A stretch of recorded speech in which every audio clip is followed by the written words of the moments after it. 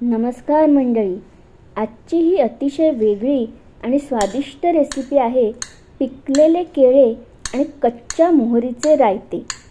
घरी असलेली केळी जर खूपच पिकली तर त्यांचे काय करायचे असा आपल्याला प्रश्न पडतो। अशावेळी हे रायते आपण करू शकतो। आपल्या घरी जर आपण पार्टी ठेवली तर त्यात हे रायते आपण नक्कीच ठेवू शकतो। एवढंच काय तर ऑफिसला सुद्धा घेऊन जाऊ शकतो। आणि हो, साबुदाण्याच्या खिचडी बरोबर तर हे रायते अप्रतिम लागते। चला तर बघूया रेसिपी। ह्यासाठी आपण इथे घेतले आहे एक पिकलेले केळे, अर्धा चमचा कच्ची मोहरी, 2 चमचा ओले खोबरे, चवीपुरते मीठ, 3 चमचे साखर, 1 हिरवी मिरची आणि पाऊण वाटी दही। इथे मोहरी सोडून बाकीचे साहित्य तुम्ही आपल्या आवडीप्रमाणे कमी जास्त घेऊ शकता। फक्त कच्ची मोहरी अर्ध्या चमचापेक्षा जास्त घेऊ नका, नाहीतर रेसिपीमध्ये याचा जास्त उग्र स्वाद येऊ शकतो।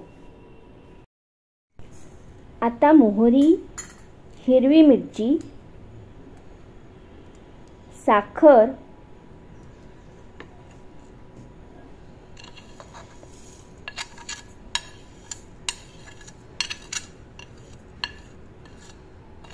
मीठ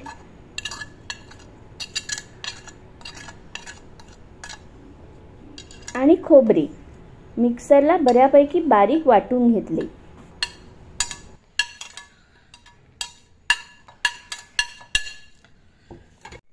इथे पाणी घालून न वाटता मी दही व दह्याचे पाणी घालून वाटून घेतले आहे।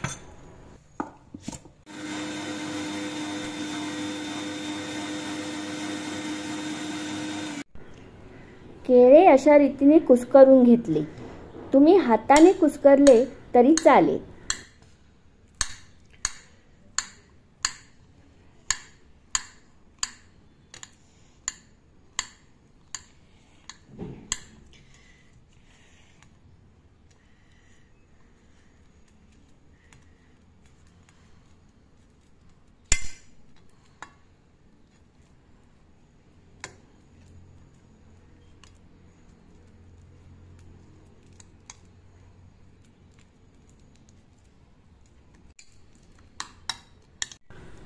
दह्यामध्ये हे मिक्सरवर बारीक करून घेतलेले वाटण घातले।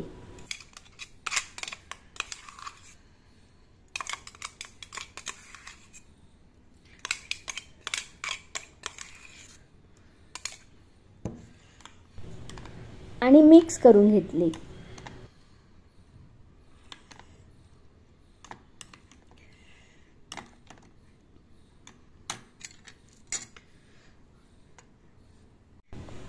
आणि त्यात हे कुस्करलेले केळे घालून मिक्स केले। तुम्हाला हे रायते ऑफिसला घेऊन जायचे असेल किंवा दुसऱ्या दिवशी पार्टीत ठेवायचे असेल तर आदल्या रात्री दही लावून ठेवले आणि फ्रीजमध्ये वाटण करून ठेवले तरी आयत्या वेळेला फक्त केळे कुस्करून हे रायते सहज तयार करता येते।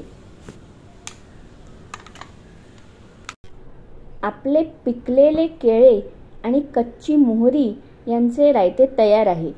कशी वाटली आजची ही वेगळी रेसिपी आपल्याला कमेंट करून नक्की कळवा आणि माझ्या चॅनलला लाईक, शेअर आणि सबस्क्राईब नक्की करा।